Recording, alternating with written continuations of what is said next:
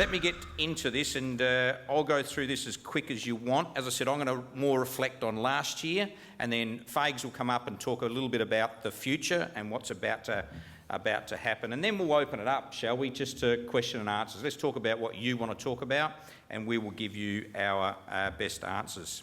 So I think this is about my ninth year that I've stood before you, and I reckon every year I've spoken about how hard this is getting, football is getting. And I think highlighted by some of the significant achievements that we've got over the last few years and the advancements that we've made across every level. But to make the finals, trust me, is an incredibly hard thing to do. To make it consecutive years in a row is really pleasing. But as I said, you heard Don say, we go back to the start again. But let me start with that. We are really pleased. We made some tough decisions and we didn't accept mediocrity a couple of years ago. And since, under Don, we've now played 2 seasons of finals football in a row. This is an incredibly, well, definitely changing but challenging environment. And I want to right up front just say thank you to Andrew, his management team and all of the staff of the Adelaide Football Club. The agenda has changed from when I started 10 years ago to what it is today. It's complex, it's deep, it's wide. You have to be across so many things today. And I'm pleased to say, you heard me say right up front, we got the right people in the right jobs, but also performing at a level that is making us a club that is having success right across right across most of the important things. And I'm talking about record results in sponsorship, record results in membership, and certainly in hospitality, coterie sales, and of course match day attendances, of where we were the #1 club in Australia. Not football club, the #1 club. No other team's fans turned out on average to watch their team perform than they did at the Adelaide Football Club. I'm incredibly proud of that, but that's got to go back to you guys, because you're the ones that fork out the money and turn up. So we're incredibly grateful for that. And Pikey said it more than a couple of times, and I know the players feel the same way, Don. You know, that support, the noise that's generated, the applause, the encouragement, actually contributes to the players' performance on their day. And they've said that to me on numerous occasions over the years. So we need to build upon that, and Andrew's got some good things coming up to suggest that can only get enhanced. As I said, membership sat at north of 67,000 members last year, which was a club record. You know, I think I'm correct in saying 40,000+ of those are 11 match members, all paying the full subscription fee to attend 11 home games a year. That's absolutely incredible, and I want to thank you again for your loyalty, commitment and passion. We also launched a membership-based TV commercial. Remember the We Fly As One commercial that we launched last year? That actually claimed 5 prizes at the Adelaide Advertising and Design Awards. Normally I wouldn't speak about ads at one of these events, but just goes to show the thought and the insight that went into the creative around this, and it has been binding. You know, our members and fans have bought into this, and that's what you want to do. So just watch out, there could be a few national honours coming our way around that compilation. Not for me to say, this is the AFL saying we've got to be the envy of other clubs in the competition, as I said earlier, around attendances. We hold that title, the highest average home game attendance in the AFL, but also in club sport. Here's the kicker for me, and this goes back to you again, but the AFL survey, official AFL survey, labelled the atmosphere at Adelaide Oval Games as the best in the country. Not second best, the best in the country. And those findings were presented to all 18 clubs at an industry conference towards the end of last year. We are a community club. you've heard me say before, we do not refer to ourselves as a franchise, as a business, as an organisation. We go to lengths to say we're a football club. We are really engaged with our community, and it's with this in mind that we boosted our investment into the community towards programs that support a whole range of initiatives and invested $900,000 just in the last 12 months. Let me just give you the prime example. Our flagship schools program, Growing with Gratitude, it's going from strength to strength. It's reached out to 50,000 school children right across South Australia, both metropolitan and rural areas, and help foster and develop positive outlooks and life choices among the generation or the younger generation. And I think you know the power that our AFL players and our AFL club has when we speak to those children of school age about things much broader and deeper, equally as important, about life to these younger generations. So we're very, very proud of that. Our growing media platform continued to perform strongly, and it actually plays quite a crucial role in how we communicate with our members. I'm not going to draw a parallel to the crowd here tonight that we perhaps had 5 years ago, which numbered a lot more, because there's a whole heap of things that go into that. But more and more people are tapping into our website, into our social media platforms, and are communicating with us via that way. Suffice to say, we're going to have all channels of communication open, and we'll make sure that we communicate with everybody as effectively as we possibly can. The Crows Show. Who watches The Crows Show? There you go, quite a few hands fakes. That airs on Channel 7. It attracted very strong ratings, and we've now expanded our video production capability. So we've had some really genuine off-field wins with an industry-wide perspective, and now hold South Australia's only women's licence. I said to our board the other day, reflect on 12 months ago when we issued Andrew and his management team the challenge.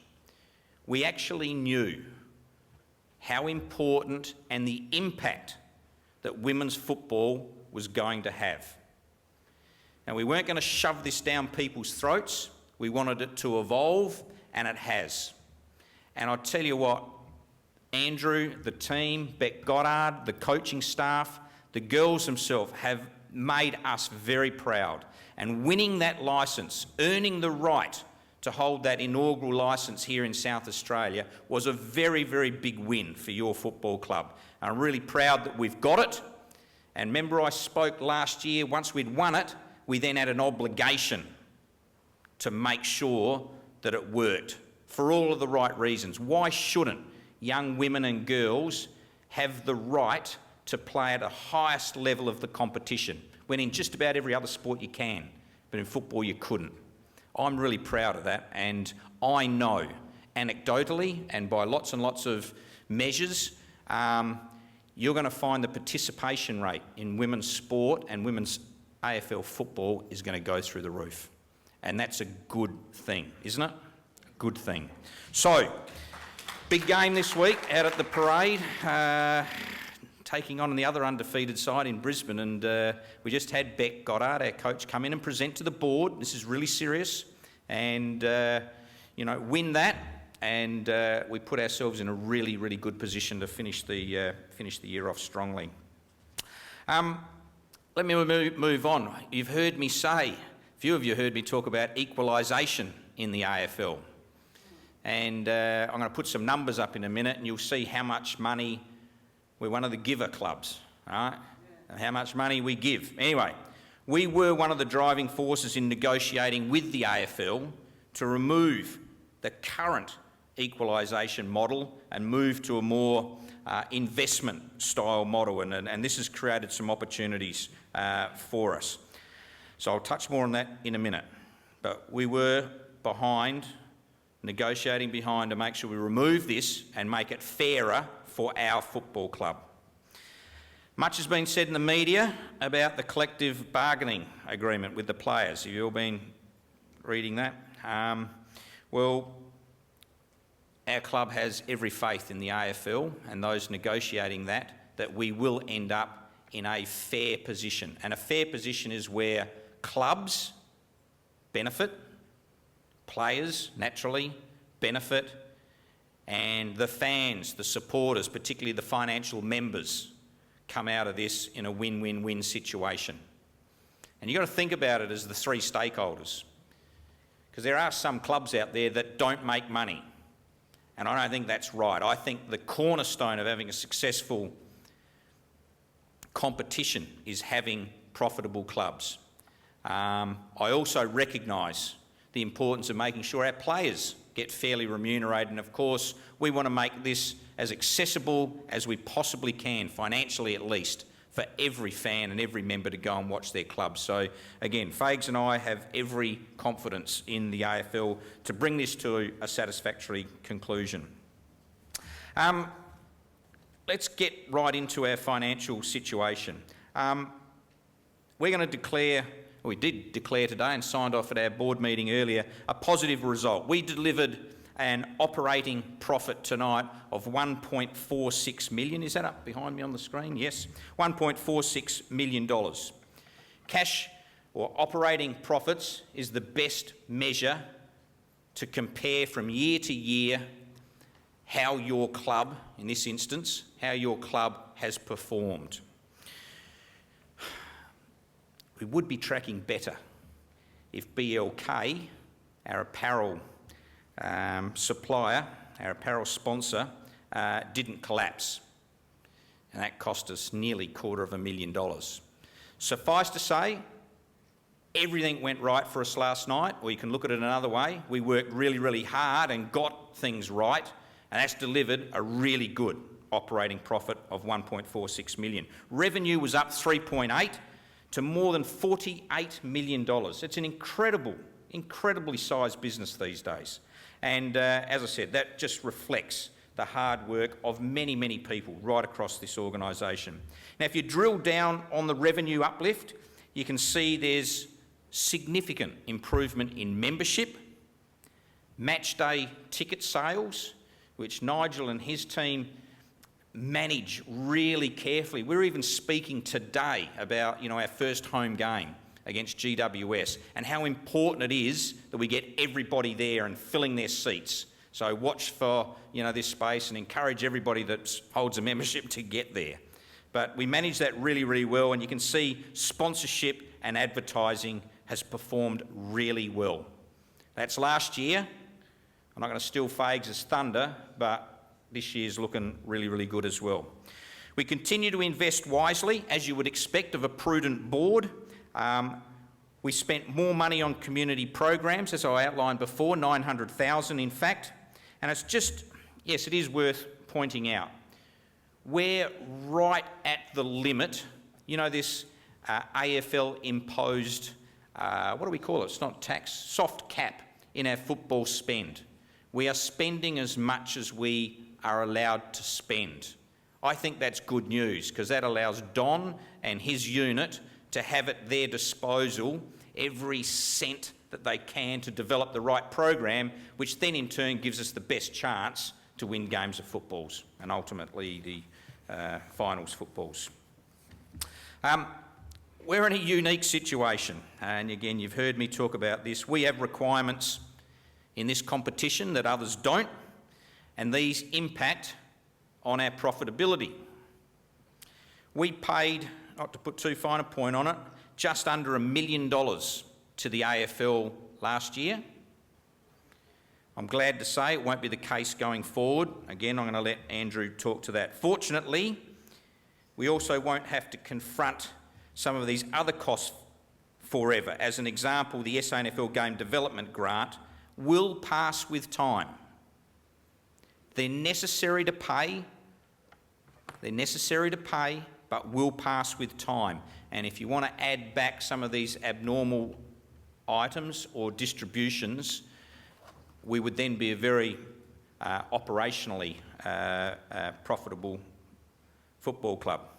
In fact, this graph, you're putting up the next graph, I think that puts just another lens on our profitability. It shows the effect, obviously, of the nearly $300,000 impact on our organisation around BLK. As I said, that hurts.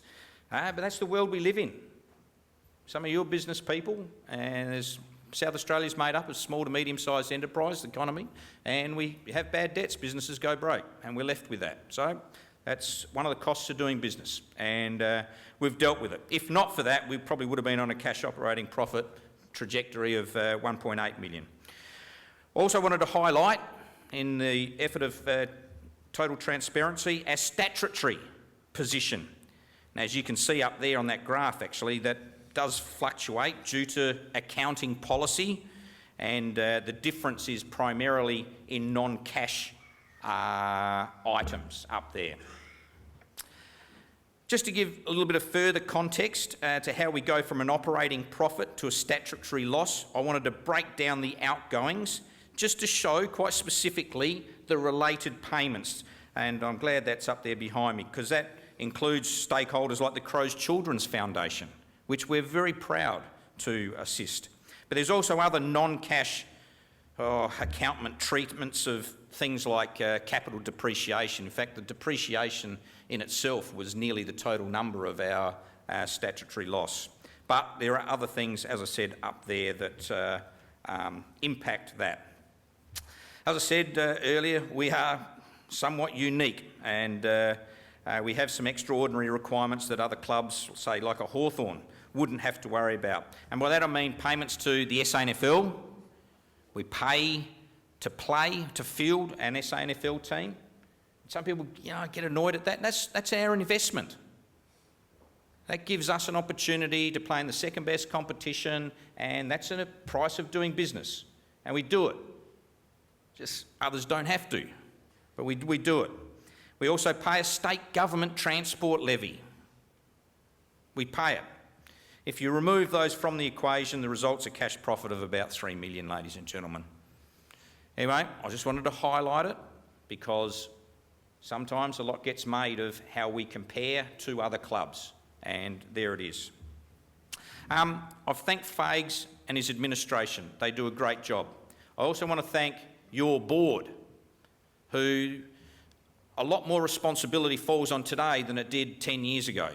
And we've been blessed over the history of our football club to have an excellent board. And I want to thank my board directors for their tireless efforts over the past 12 months. And in particular, a retiring member, Andrew Pays, after 16 years, 2002 he joined the board, after 16 years has decided to retire. And Paisley's on field, he was an inaugural Crow, Eagle, you're right. Had long flowing locks back then, wingman, 300 and, how many games, Paisley? 60? I don't know, yeah.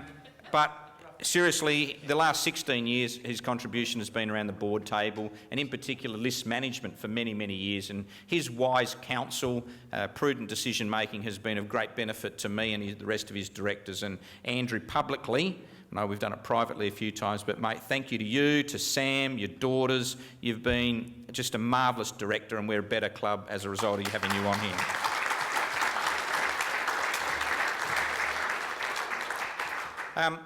I'm also very pleased tonight to announce a new board director. His name is Richard Fennell, and Richard is sitting down the back, but just stand up please for people just to have a look at you. Good looking bloke. Richard is the current Chief Financial Officer of Bendigo Bank. All right, so a significant job, and with a significant organisation that he's able to leverage, and some wonderful experiences both here in Australia and overseas in his curriculum. We'll let you read all about that later, but we're delighted as a board to able to attract someone of Richard's calibre to the board. And again, we're going to be better for his contribution than he'll make over the next decade. But he's been appointed to the board on a 2-year term, so welcome to you, Richard. Lastly, our current football director, Mark Rasciuto, who couldn't be with us tonight, he was re-elected unopposed in the recent member election process, and Mark seriously has made an enormous contribution as well. Not just in football, and I don't want him pigeonholed as former Brownlow medalist and 300-game player and best and fairest captain of our football club. But the contribution he makes around the board table in other areas is quite significant. So we're glad that he's re-elected. Now, I've just made the decision, I'm going to talk about this as well, but in our board meeting then, we got no nominations from the membership this time around. And I think I can understand why, given Mark's reputation.